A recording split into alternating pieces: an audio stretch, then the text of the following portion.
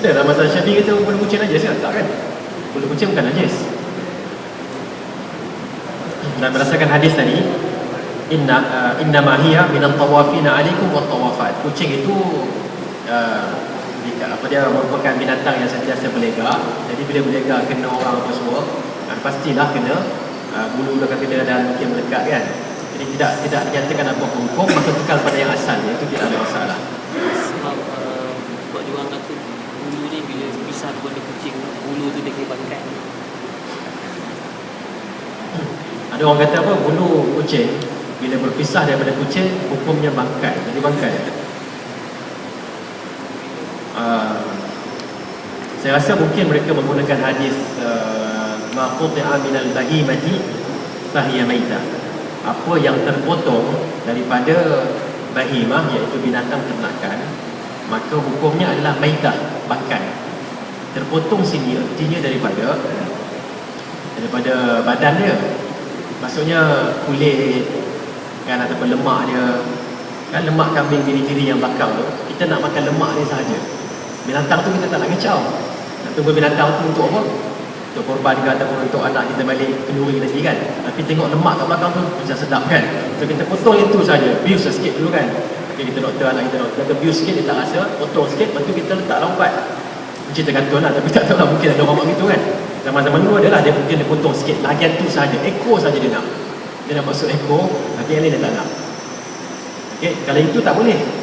Tetapi kalau apa dia, rambut, bulu, aswaf, suf adalah kambing biri-biri punya bulu lah, suf.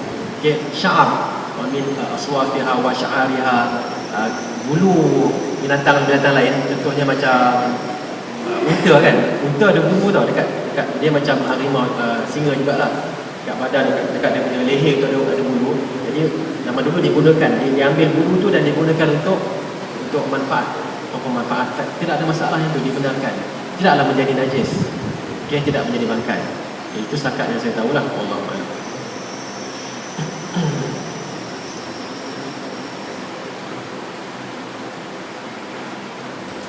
Okay, ada soalan lagi?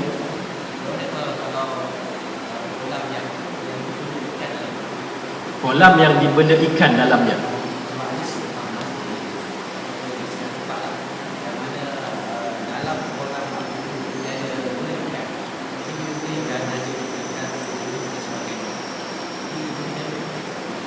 Najis daripada ikan tu. Dalam kolam ada ikan, kemudian najis ikan tu akan ada dalam tu. Macam mana nak jawab ni? Tak tahu, saya tak nak jawab lagi soalan ni. Kali pertama jumpa soalan tu, bagi saya masa sikit lah, nanti saya jawab kemudian. Okay? Lagi ada soalan lain yang boleh saya jawab? Ustaz, orang kafir ni dia tadi yang ada tu dia kata tak najis. Tapi bila kita sentuh batal.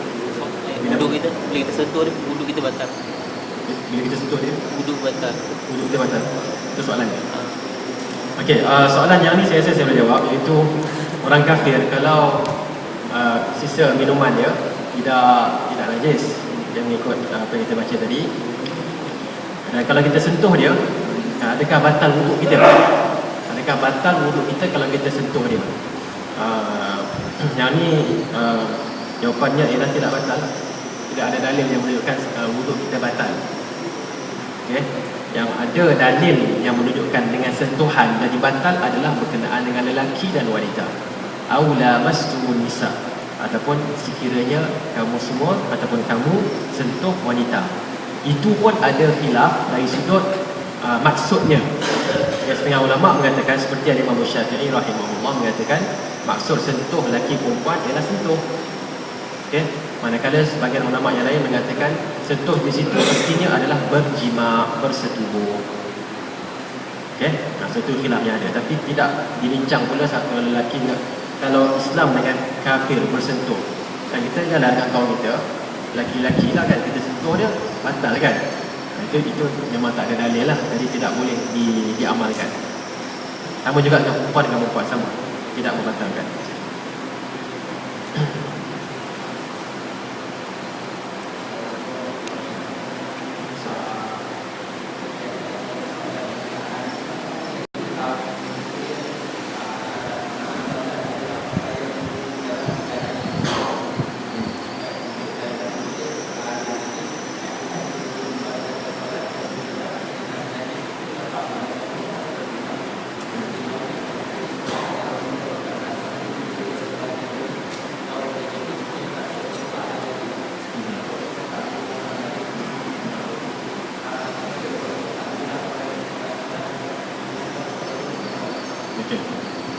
Soalan ni saya cuba ulang untuk semula, ialah berkenaan dengan pakaian kita kena bersih untuk solat. Jadi sebenarnya soalan ni agak advance kan, tapi tak apa, kita cuba jawab sikit. Masa solat, pakaian kita kena bersih. Jadi kalau ada najis, adakah sah solat kita? Adakah sah solat kita? Okay. Kalau mengikut syarat kesahihan solat, mesti pakaian kita kena suci, kena bersih daripada sebarang najis. Kalau ada najis, artinya tidak sah lah. Tetapi hadis yang disebutkan tadi dalam soalan, Nabi SAW sembahyang menggunakan kasutnya, dia tiba-tiba Nabi buka kasut tersebut. Okay?